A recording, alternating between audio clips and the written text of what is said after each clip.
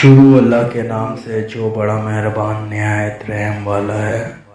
منزلیں چاہے کتنی ہی اونچی کیوں نہ ہو، راستے ہمیشہ پیروں کے نیچے ہوتے ہیں۔ انسان ہمیشہ تکلیف میں ہی سیکھتا ہے، خوشی میں تو پچھلے سبق بھی بھول جاتے ہیں۔ محنت اتنی خاموشی سے کرو کہ تمہاری کامیابی شور مچا دے۔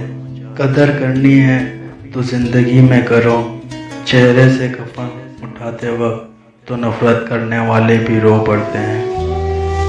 علم کا مطلب ڈگریاں حاصل کرنے کا نہیں، بلکہ سوچنے کی صلاحیت کا بڑھانا ہے۔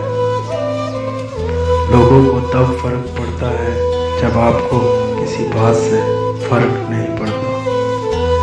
بدصورت کی جو حرکت بدتمیزی کہلاتی ہے، وہی خوبصورت کرے تو ادا کہلاتی ہے۔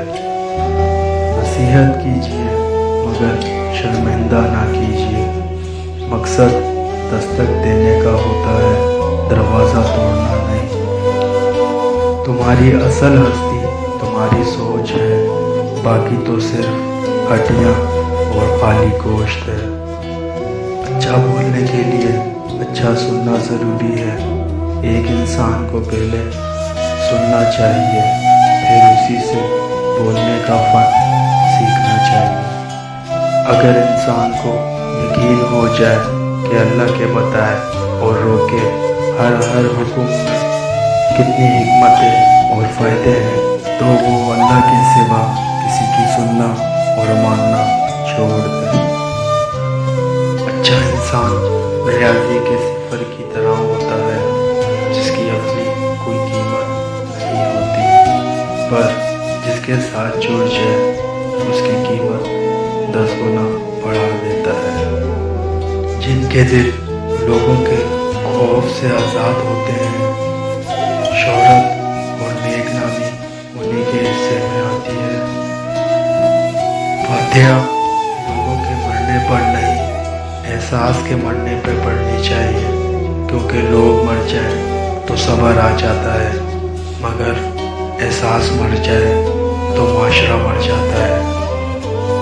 کسی نے کیا خوب کہا ہے، جو چپ رہنے لگے سمجھو اس کو بولنا آ گیا۔